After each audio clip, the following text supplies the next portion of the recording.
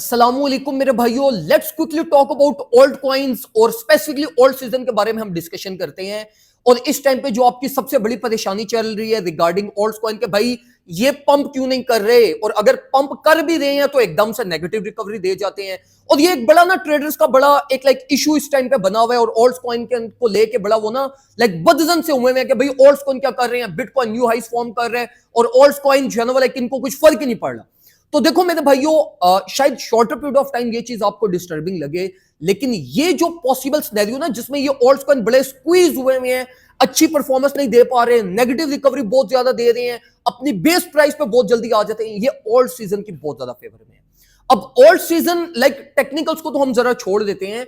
अगर हम flow of money को सिर्फ देखें ना, तो फ्लो ऑफ मनी के ऊपर जिस तरीके से स्टेबल कॉइन्स की सप्लाई कंसिस्टेंटली ये प्रीवियस 5 to 10 डेज के अंदर इंक्रीज हुई है, ये सारी स्टेबल्स जो ये न्यू स्टेबल्स प्रिंट हो रहे हैं, ये अल्टीमेटली ओल्ड कॉइन के अंदर फ्लो करेंगे।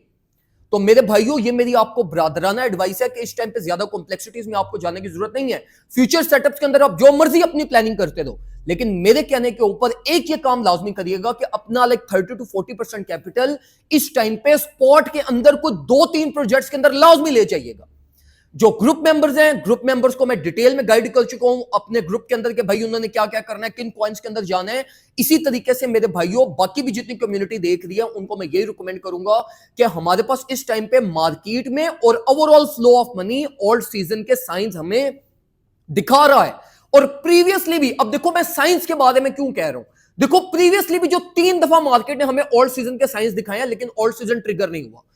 पॉसिबली इस दफा भी ये हो सकता है शायद ना ट्रिगर हो, लेकिन अगर ट्रिगर हो गया तो ये जो प्रीवियस 3 ओल्ड सीजन जो मार्केट ने ओल्ड कॉइन के मिस किए हैं, ये इन सबकी रैली फिर आपके पास एकदम से ये फटेगी।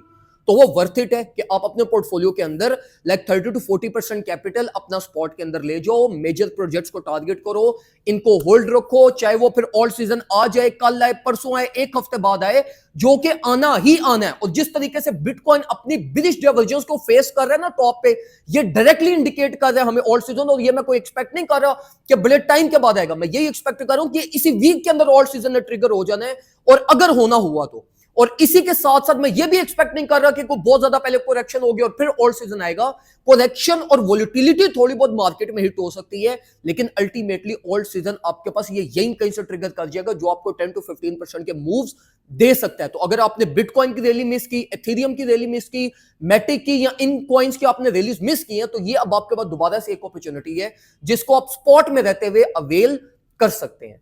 जो ग्रुप मेंबर्स हैं वो स्ट्रिक्टली ग्रुप के इंस्ट्रक्शंस को फॉलो करिएगा। जो लोग ग्रुप में नहीं है उनको मैं ये रिकमेंड करूंगा चुप करके फौरन से पहले ग्रुप के अंदर आ जाओ। $30 ईयरली चार्जेस हैं ताकि आपको टाइमली अपडेट्स मिलती रहें और आप टाइमली मार्केट के अंदर प्रॉपर और सेंसिबल डिसीजंस ले सकें। दुआ में मुझे याद रखिएगा, अपना ख्याल रखें। अल्लाह हाफिज।